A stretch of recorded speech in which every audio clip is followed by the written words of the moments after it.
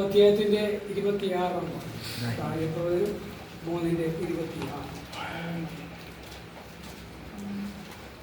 പെട്ടെന്ന്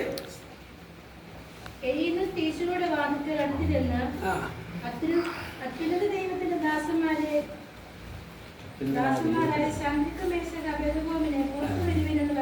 പുറത്തു വരുവീൻ എന്ന് കൽപ്പിച്ചു. ഒന്ന് പുറത്തു വരുവീൻ എന്ന് കൽപ്പിച്ചു. അടുത്തത് അങ്ങനെ ശന്ദ്രികമേശക് അബേദ്നെഗോവ് തീയിൽ നിന്ന് നീ ആയിരിക്കുന്ന തീയുടെ അവസ്ഥയ്ക്കകത്തുനിന്ന് ഇന്ന് വരിക്കുന്നതിന് പുറത്തു കൊണ്ടുവരുന്നുണ്ട്. കളിക്കാണവരല്ല, എന്ന് കഷ്ടത്തിൽ കളിക്കാണവരല്ല, എന്ന് ഞെരുക്കത്തിൽ കളിക്കാണവരല്ല, ഇതൊക്കെ പുറത്തു കൊണ്ടുവരുന്ന ഇന്നത്തെ കാലം നമ്മൾ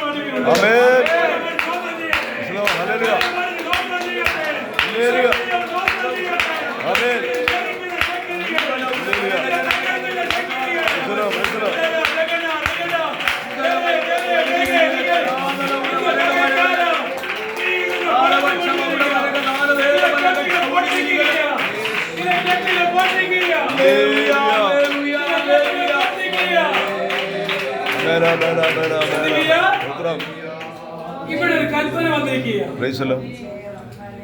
വീടുകൾ, തമ്പുരുകൾ, വാദ്യഘോഷങ്ങൾ മുഴങ്ങുമ്പോ രാജാവ് നിർത്തിയ ബിംബത്തെ നമസ്കരിക്കും. രാജാവ് നിർത്തിയ രാജാവിന്റെ ഓർഡർ.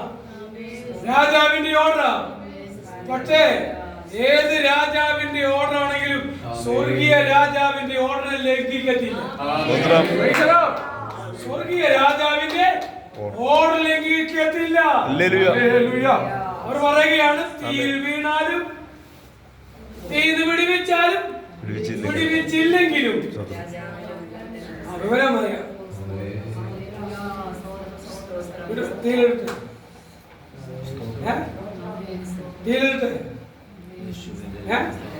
ഇവിടുന്ന് പറയും, പക്ഷേ തീ വീണപ്പോഴറിയാം.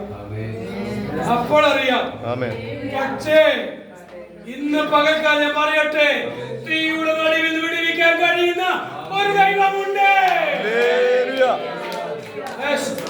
തീക്കൊരു പ്രത്യേകതയുണ്ട്. അറിയോ? സകലം കത്തിക്കാൻ ശേഷിയുള്ളത്. കത്തിക്കാൻ ശേഷിയുള്ളത്. ആമേൻ. അപ്പോൾ തന്നെ ഏത് ഇരുമ്പും എന്ത് ചെയ്യും? ഇരുമ്പ് ലാവായിട്ട് കണ്ടുണ്ടോ? എത്ര കട്ടിയുള്ള ഇരുമ്പാണെങ്കിലും അതിനെ ഒന്നും അല്ലാതാക്കാൻ കഴിയുന്ന ഒരു ശക്തിയാണ് തീ. ശ്രദ്ധിക്കണം. ഇന്ന് പകൽക്കാലം ഞാൻ പറയാണ്, വളരെ എല്ലാവരും പ്രാർത്ഥിക്കും, ശക്തമായിട്ട് പ്രാർത്ഥിക്കണം. ആമേൻ. ഈ തീ നിന്റെ ശരീരത്തിൽ വീണാൽ കേട്ടുപൊട്ടുകയാ.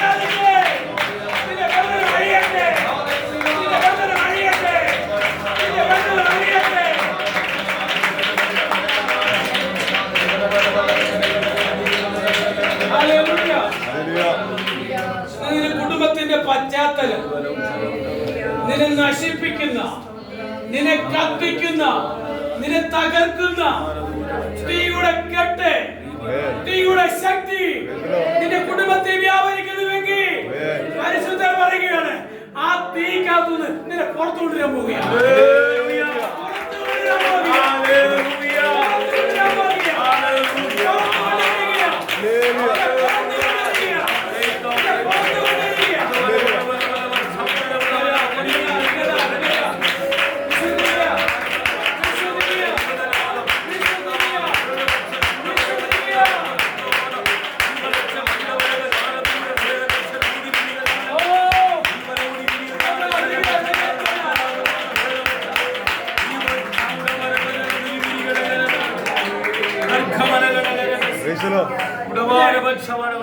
എന്നും നീക്കത്തല്ല, എന്നും ഞെരുക്കത്തിനകത്തല്ല.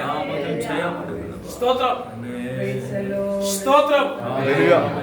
അതൊന്ന് വിടുവിക്കുന്ന ദിവസം, വിടുവിക്കുന്ന ഒരു ദിവസമുണ്ട്. സ്തോത്രം.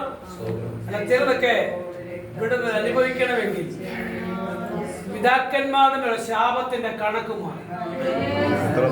പിതാക്കന്മാരുടെ മേലുള്ള ശാപത്തിന്റെ കണക്ക് എന്ന് പറഞ്ഞാൽ ദൈവത്തെ വിട്ട് അന്യ ദൈവത്തെയൊക്കെ സേവിച്ചതിന്റെ കാലക്കണക്ക് തലമുറയെ ചോദിക്കാതിരിക്കണമെങ്കിൽ അബ്രഹാമിന്റെ യാഗത്തിനകത്ത് 400 സംവത്സരം മിസ്രൈമിൽ പോകേണ്ടി വന്നുവെങ്കിൽ കഷ്ടതയ്ക്ക് ചില പരിധിയുണ്ട്.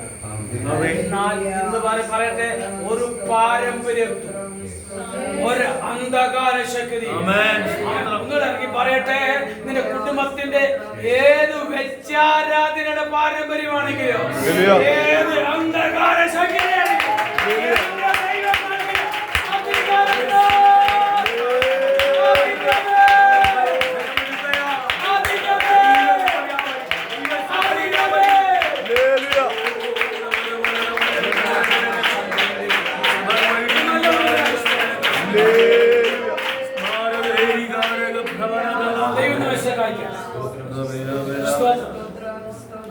ആമേൻ.